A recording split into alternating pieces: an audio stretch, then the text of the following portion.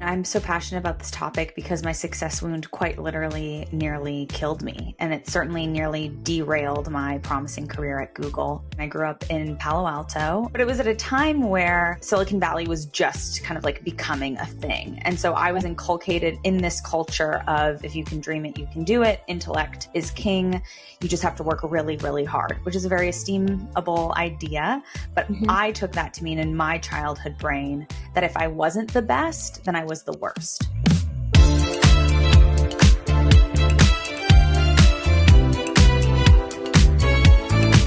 Hello, Top 5% Collective. I'm so excited today. We are welcoming Brooke Taylor. And I'm so excited because we used to work together at Google. And now we're both in LA, which is incredible. And I'm definitely going to go to your book launch. Yay. And it's really, I feel like it's full circle because she's going to talk about a lot of the life stories, but also the transformations she's been to. And I do think it aligns 100% with what the community and the collective is going through at the Top 5% method. So welcome so much, Brooke, to the Top 5% podcast. And just tell my audience a little bit more about you. Sure. So I am an executive coach working primarily with women in tech and finance. I help people who should feel successful but actually feel empty on the inside to create careers and lives that they're deeply proud of, they're deeply fulfilled by. And I do this by helping them heal what I call their success wound, which is the pain that comes from mistaking success for self-worth. And I've been doing this full time for the last 7 years. And then before that, another 2 years side hustling while still at Google. That's amazing. Welcome to the podcast. And I'm so excited to hear your journey. I just want to hear a little bit, like when you were at Google, you were very successful. You were one of the high-powered sales execs. I'm going to call it like that because we have all those technical words that don't resonate with the real world. Sure. And that's where we met in the agency team. So what got you from being at Google in the agency team and then at YouTube to now being an author talking about the wounds of success? Yeah, I mean, I'm so passionate about this topic because my success wound quite literally nearly killed me. And it certainly nearly derailed my promising career at Google. You know, by way of introduction, I grew up in Palo Alto. A lot of people are like, wow, I didn't know you could grow up there. I was like, yeah, I can.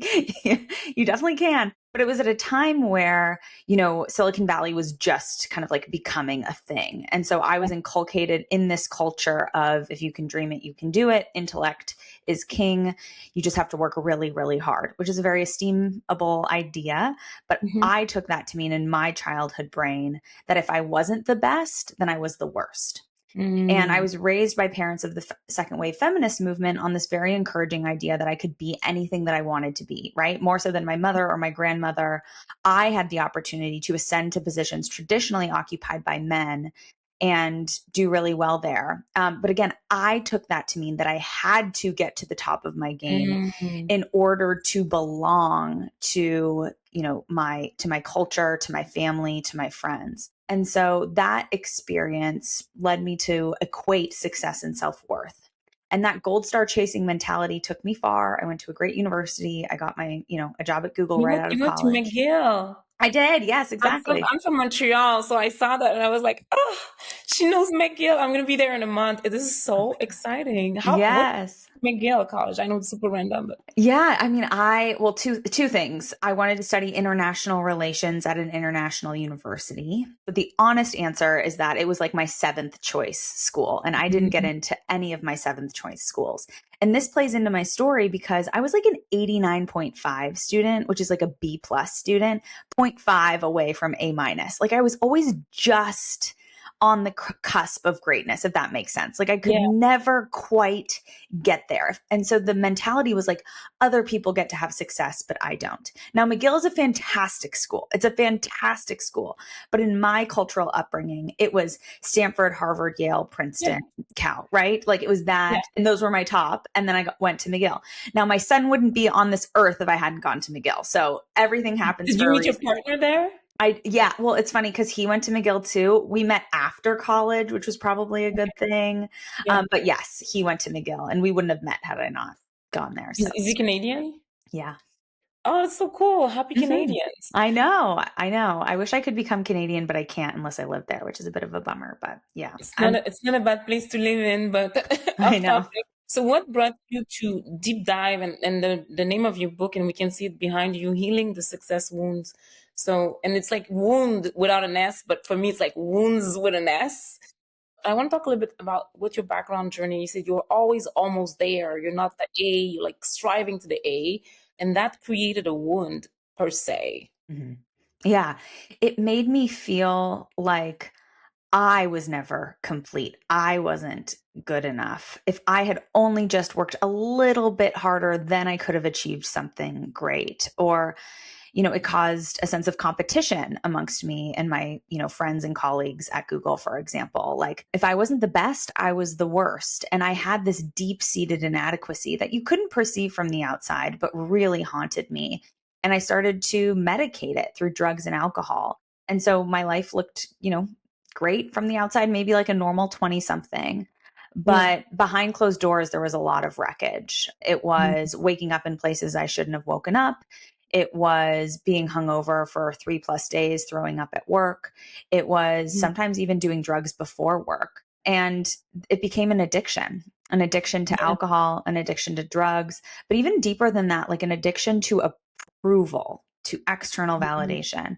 And I really did borrow Google's brand equity as my own. Without Google, I didn't know what my value was because as soon as I got the job, it almost like temporarily put a band-aid over that inadequacy, but it came out in these other ways. And so, what happened is that three devastating things happened within about 6 weeks of each other. The first Mhm. is that I was sexually harassed by my manager at Mhm. Google.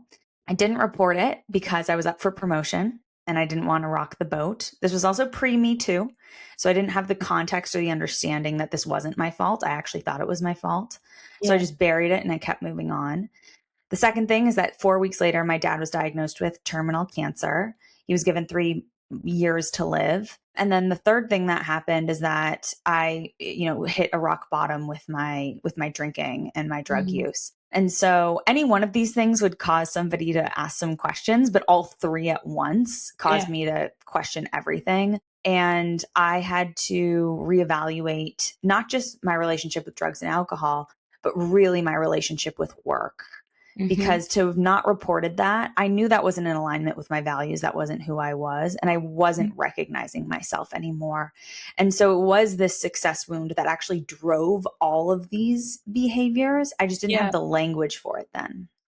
No, I think it's such an important distinction because I was working with you at the time, and from outside looking in, you have no idea. You have the top Right. performers, the top 5%ers in, I'm talking about the leaderboard, the sales leaderboard. And sales is a culture where there's a lot of alcohol, there's a lot of drinking, right? And to cope with stress and a lot of working out, but at the same time, it doesn't bring you back to center. So I want to hear a little bit more about, like, when you talk about the wound of success. So you talk about also the archetypes that you've developed, understanding and coaching all these professional women. And a lot of our listeners, we have CEOs of startups from France, in Asia. We have also tech workers at Google, Meta, and other companies who listen to the podcast. So, and I think everybody, when you're in it, you don't always understand what is going on with you. So, can you talk a bit more about the different archetypes such that people can identify and maybe align a little bit more before it's too late? Yes. So I work with a category of people, probably similar to you, called unfulfilled achievers. And unfulfilled achievers are people who have big aspirations for their career, but can't seem to both reach the heights of their ambition, but also the depths of fulfillment that they desire. And it's because of this success wound. These 5 types of unfulfilled achievers. The first is the grinder. This is the person who wants to have more, do more, be more. They measure their worth, or if it was a good day, by the volume of their productivity, and they get a high from checking something off their to-do list. Then we have the hider. This is the person who might look successful from the outside, but secretly harbors bigger or different dreams for their career, but they fear success as much as they fear failure. Then we also have the seeker. Everybody has a friend like this. This is somebody who has shiny object syndrome, who's always like, when I get that next job, then I'll be happy. Or once I launch my business, then I'll be happy. They're always thinking something outside themselves will rescue them from their career misery. Then we have the work hard, play hard. This is what I was when I was at Google. This is the person that wants to be the best in their work, but also be extreme in the best in how they let off steam. So how they vacation, how they're perceived on social media. They tend to be extroverts and very charismatic. Sounds like the Wolf of Wall Street. Yeah, exactly. The play hard, yeah, the work hard, play hard. Yeah, exactly. Definitely. And the interesting thing about the work hard, play hard, you don't just have to be in your 20s. Working mothers, I have more working mothers who are work hard, play hards than almost any other demographic, which is Wow. interesting. And then the final is the pleaser. This is the person who's constantly consumed with workplace relationships, and their success is in how much they are liked. They want to be liked more than anything else. And so that shows up in an anxious attachment style in the workplace too. So these are the 5 ways that the success wound shows up, and 5 ways in which almost like these behaviors you think are making you successful, but they're Yeah. actually keeping you stuck. I'm sure a lot of people can, like, I'm listening to the 5 archetypes, and I feel like we can tap into each one of them at some point in our life. And some people might even be like a mix of all of this. Yes. So, and I know there's no easy button in life in terms of like, oh, this is how we're going to solve this. But what is your recommendation for, and I don't know if it's different recommendation per archetype. So how do you work with people who might be in one of the archetypes? And let's say the hider, let's tackle one. Sure. So the hider. So again, this person's core motivation is to keep things safe, certain, and in control. They cling to their career comfort zone because they think being an expert at something is what's going to make them successful. But the medicine for the hider, the recipe for real success and fulfillment, is learning how to take one intentional micro risk every single day, learning how to intentionally take a turtle step outside their comfort zone, not in a way that dysregulates their nervous system. What the hider believes is that it has to take huge action. Like, it's like, oh my God, well, I can't just like quit my job. That would be irresponsible. Or I can't just like start a business. That would require a lot of energy. So they don't take any action, when really the idea here is that it's like one intentional micro risk every single day, not just for the purpose of making progress in your career, but by rewiring your self perception about yourself. What's an example of a micro risk? Yeah. So a micro risk that I'm practicing in my own life with this book launch is I am drafting like an email, like a message to an influencer that I admire, but that maybe intimidates me. So I'm doing that on the first day.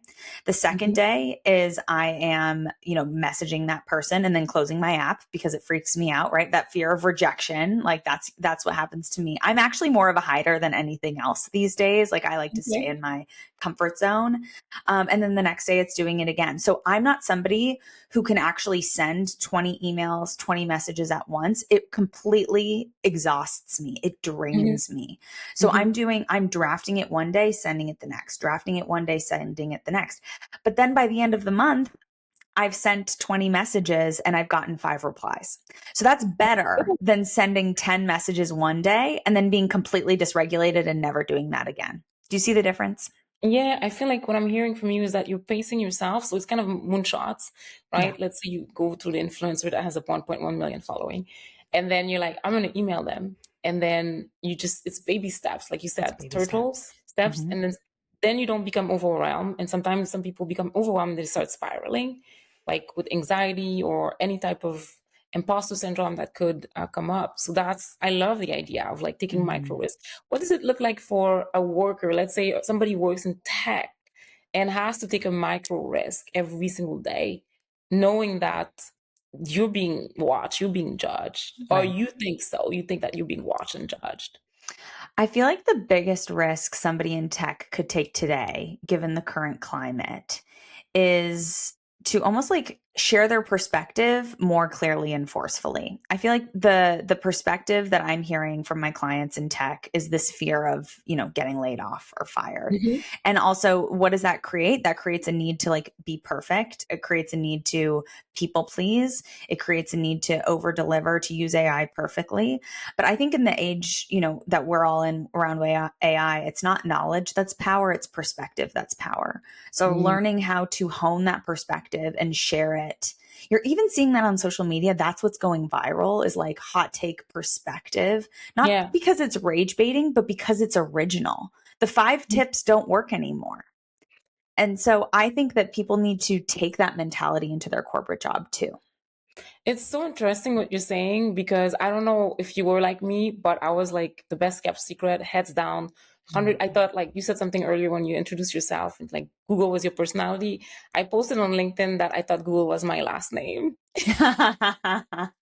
People must think I'm crazy, but I kind of crossed the chasm of like, I just go online and I say whatever I want. But Uh-huh. it takes a lot to have the courage not to perform for the invisible audience. Yeah. And then I realized that I'm coaching people in how to become like thought leaders on LinkedIn, and the fear There you of go. being seen is a big challenge. So I resonate with coaching people or being people in tech who are very scared of being judged, and everybody wants to be perfect, but actually you stand out by being, I don't want to say yourself, because then you're going to bring your crazy self, Yeah. which Yeah. I did in my career. I brought my crazy self and it helped most of the Uh-huh. time. Uh-huh.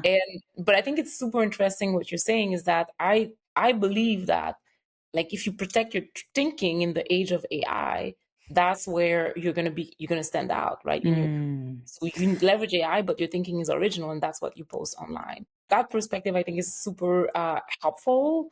And you talked about the fact that the working mothers, that they're the most play hard and work hard. So can you talk, again, it's a big topic because Emma Grady came to a podcast and she talked about the fact that there's no life balance, doesn't exist, and she doesn't spend more than 3 hours a day on the weekends with her kids. So this whole like working mom, I think is Mm. interesting. So can you talk about a little bit more about how the success wound is showing up in working mothers? Yes. So, how it manifests is this dopamine seesaw of pain and pleasure. So, when we get too much pain in this context, meaning stress, overwhelm, the mental load, the invisible burden that a lot of working mothers carry, what then happens? We turn to pleasure to offset that pain. Mm, We're not able to kind of like regulate ourselves because we're in this like extreme state. So a lot of mhm, people feel so depleted by the end of the day, the end of the week. What do? They turn to the fridge after their kids go to bed, a glass of wine. Or they maybe are stuck in fantasizing about like, I don't know, quitting, or fantasizing about a different marriage, or fantasizing about a vacation that they want to book. I saw that a lot at Google. People like the fantasy. Oh, well, once I get to vacation, then I'll be better. Like I have this fabulous vacation booked, right? I saw that all the time. So that's kind of like an overlap of the work hard, play hard. Is that they don't know how to ride the middle between pain and pleasure. They don't know mhm. how to seek satisfaction through sustainable habits. They only know how to seek it through the extremes, if that Yeah. resonates.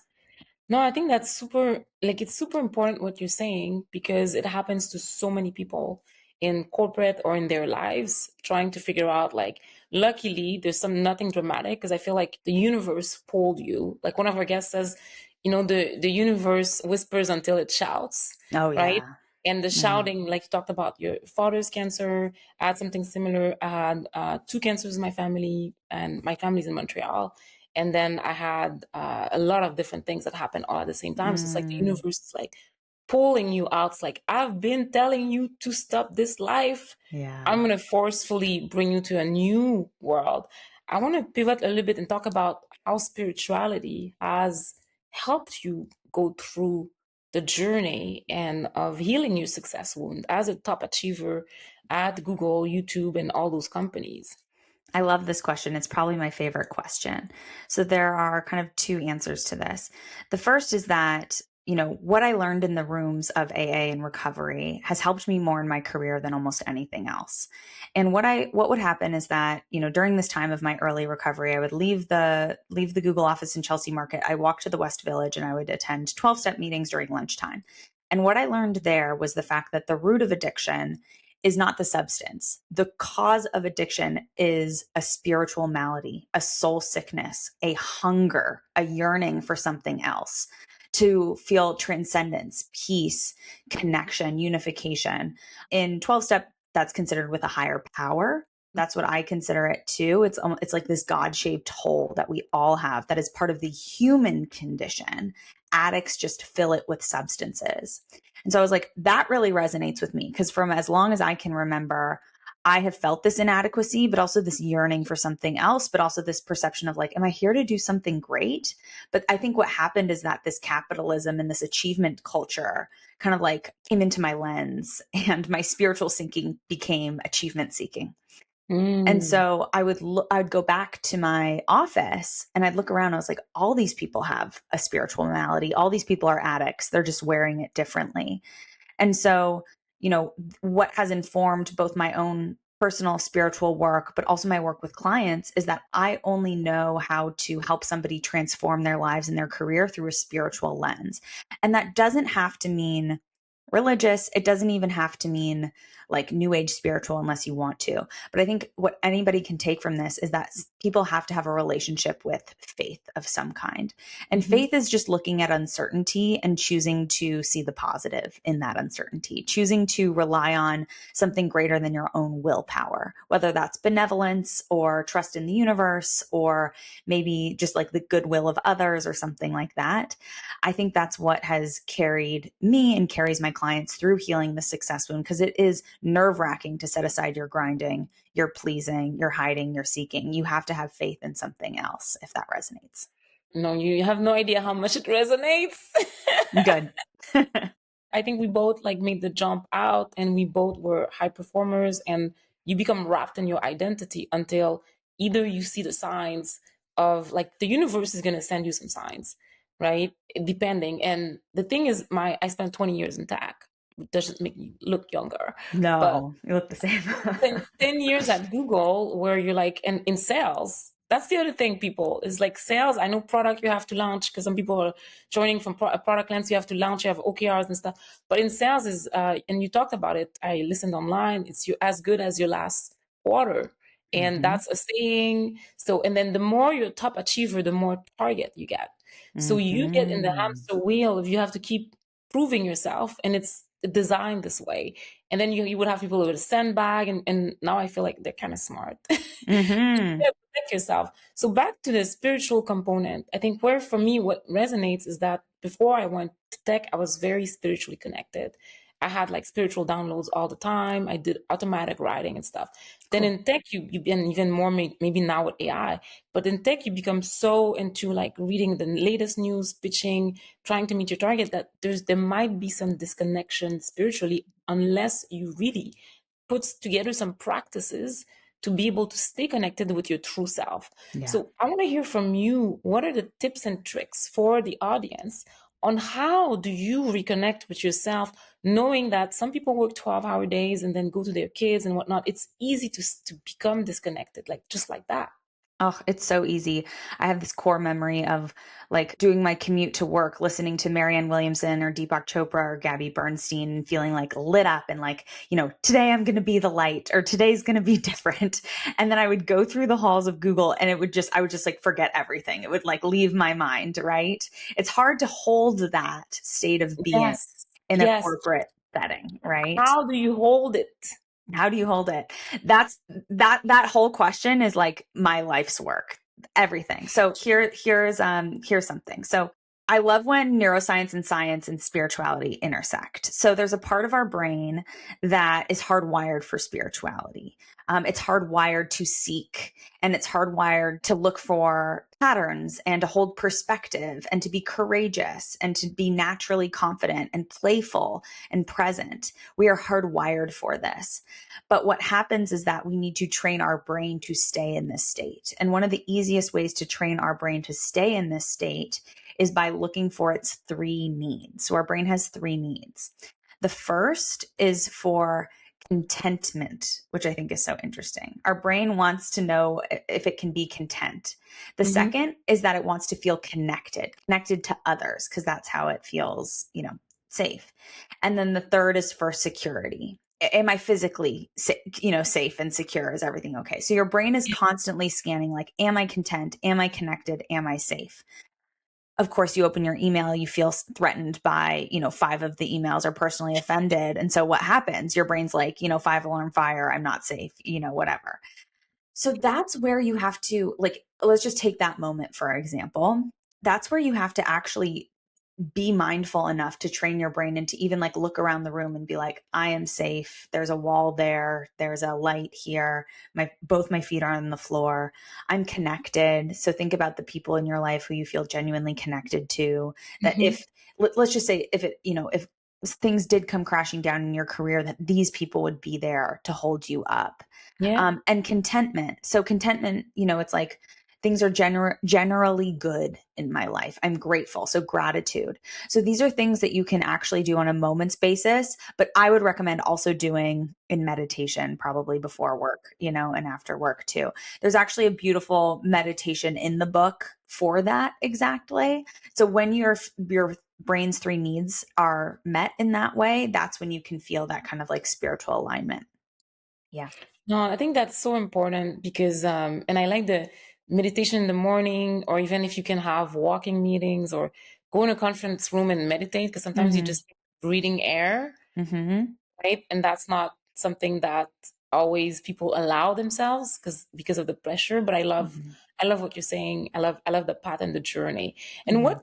what will the people get from reading your book? Like Mm. what do you think? Like if I can't wait to read it first to learn all the different methods.